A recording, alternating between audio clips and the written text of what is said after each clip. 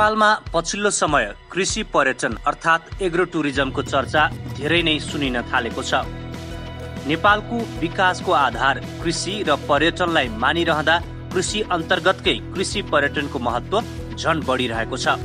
कृषि पर्यटनकै अवधारणामा होमस्टे लगायतका केही प्रयासहरू भए पनि यी त्यति प्रभावकारी बन्न सकेनन्।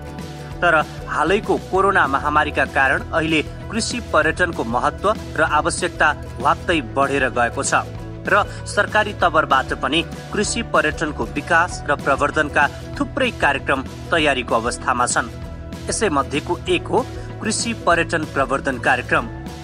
बागमती प्रदेशको भूमि व्यवस्था कृषि सहकारी मन्त्रालयको कृषि विकास निर्देशनालय अन्तर्गतको कृषि ज्ञान केन्द्र ललितपुरले काठमाडौँ उपत्यकाका 3वटा फार्म हाउसबाट यो कार्यक्रम सुरु गरेको छ।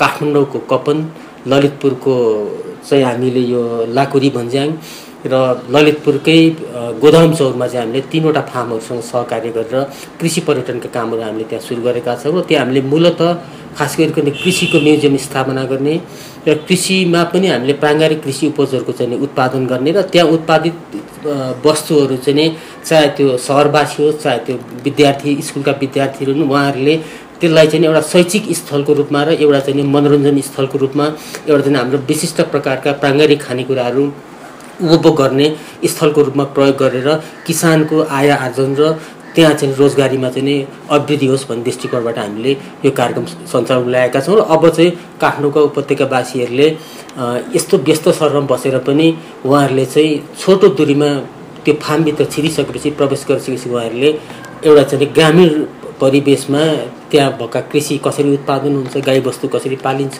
कुखुरा कसरी पालिन्छ, हाँस कसरी पालिन्छ, माछा कसरी उत्पादन हुन्छ र त्यसलाई चाहिँ विभिन्न परिकारहरू बनाएर कसरी खान सकिन्छ भनेर उहाँहरूले प्रत्यक्ष आफैले देखेर, आफैले हेरेर र आफैले टिपेर र त्यहाँ हाम्रो त्यो फार्महरूमा पर्यटन फार्महरूमा के छ भने उहाँहरू आफैले समेत पकाएर खाने सक्नेसम्मको सुविधा भएकोले उहाँहरूले काठमाडौँवासीहरूले अब छिट्टै यो कोरोनाको महामारी सकिन साथ उहाँहरूले चाहिँ छोटो दूरीमा रहेका कृषि पर्यटन फार्महरूमा गएर कृषिको मजा लिन सक्ने एउटा वातावरण चाहिँ सिर्जना भएको छ। ललितपुरको गोदावरी नगरपालिका वार्ड नम्बर 1 गोदाम चौरमा रहेको त्रिशक्ति कृषि पर्यटन उद्योग कृषि ज्ञान केन्द्र ललितपुरको कृषि पर्यटन प्रवर्धन कार्यक्रमबाट अनुदान पाउन सफल फार्म हाउस हो।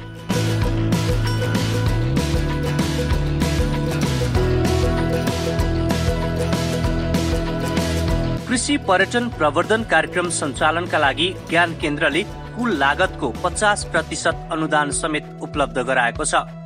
अनुदानको रकमले त्रिशक्ति कृषि पर्यटन उद्योगले आफ्नो पूर्वाधार विकास, कृषि संग्रहालय निर्माण र फार्मलाई अर्ग्यानिक कृषि उत्पादन केन्द्र बनाउन खर्चिएको छ।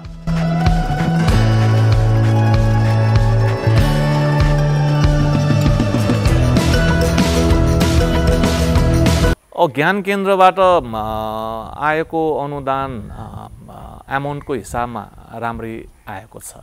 अब त्यसलाई चाहिँ ठाउँको अब 60 रोपनी ठाउँमा म्यानेज गर्दाखेरि हामीलाई अलिकति गाह्रो भयो। किन भन्दाखेरि अब धेरै ठाउँहरू थियो।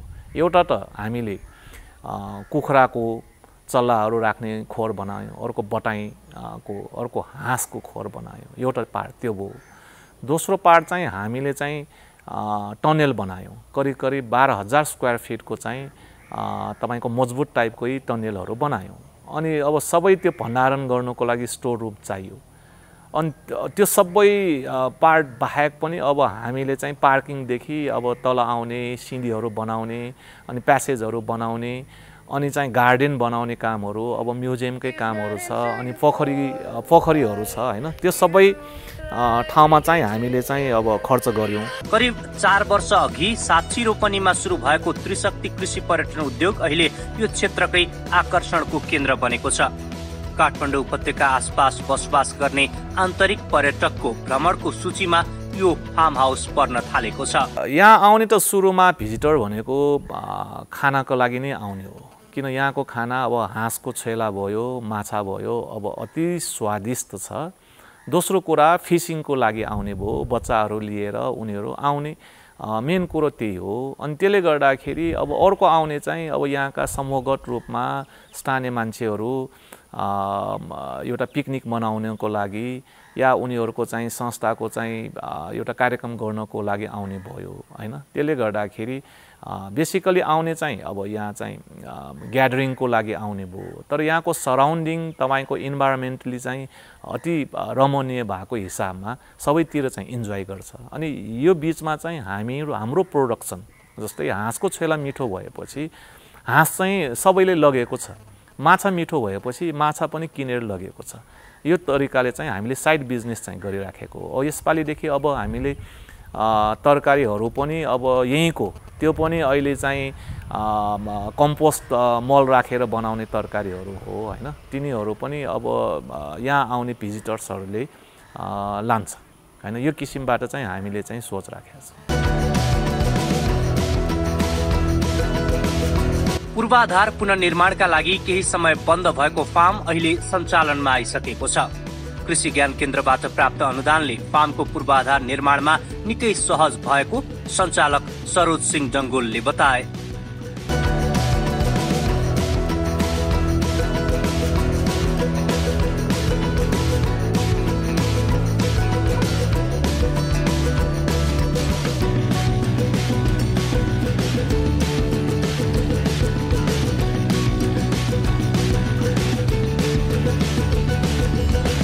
कुम्भेश्वर ललितपुरका सरोज सिंह डङ्गोलको नेतृत्वमा सुरु भएको त्रिशक्ति फार्मले स्थानीय उत्पादनलाई महत्त्व त दिएको छ नै, हाम्रा मौलिक कृषि उत्पादनहरू बिर्सँदै गएको शहरी पुस्तालाई कृषि सम्बन्धी जानकारी दिने प्रयास समेत गरेको छ।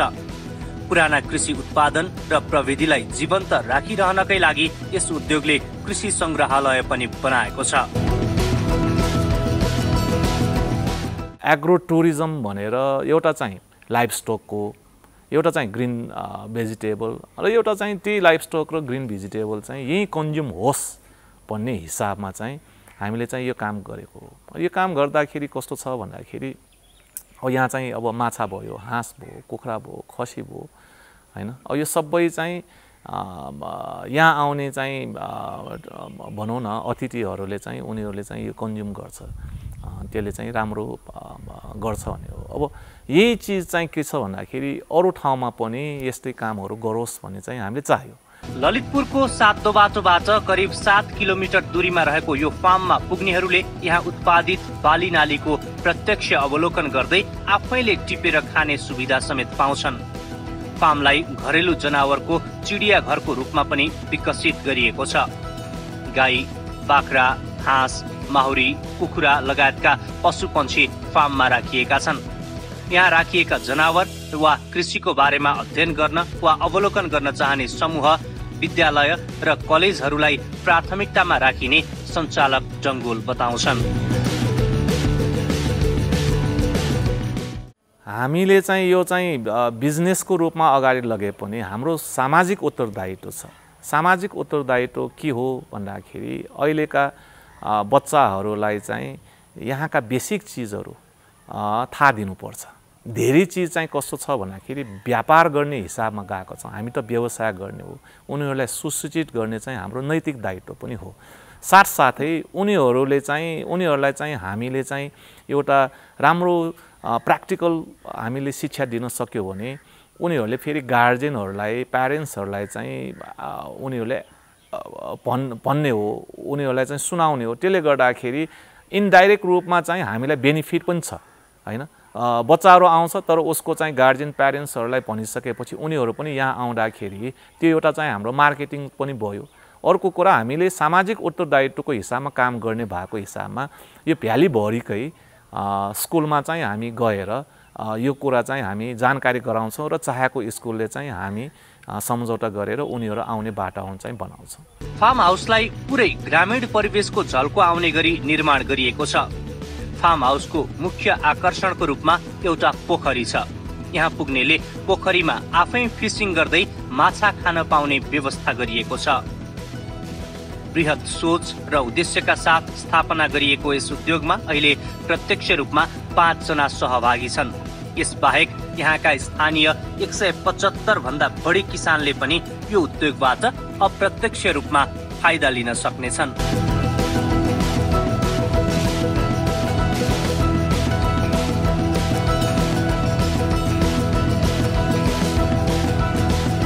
कृषि पर्यटनको प्रवर्धन गर्ने र कृषिबाटै रोजगारी सिर्जना गर्ने उद्देश्यले स्थापित त्रिशक्ति फार्मकै अवधारणामा अहिले देशका अन्य स्थानमा पनि यस्तै फार्महरू निर्माण हुन थालेका छन्। फार्ममा रहेको खाद्यान्न वा मनोरम दृश्यमा रमाउन मात्र होइन, अहिले यस्तै फार्म कसरी सुरु गर्न सकिन्छ भनेर बुझ्न वा जानकारी लिन आउनेको संख्या पनि बढिरहेको छ।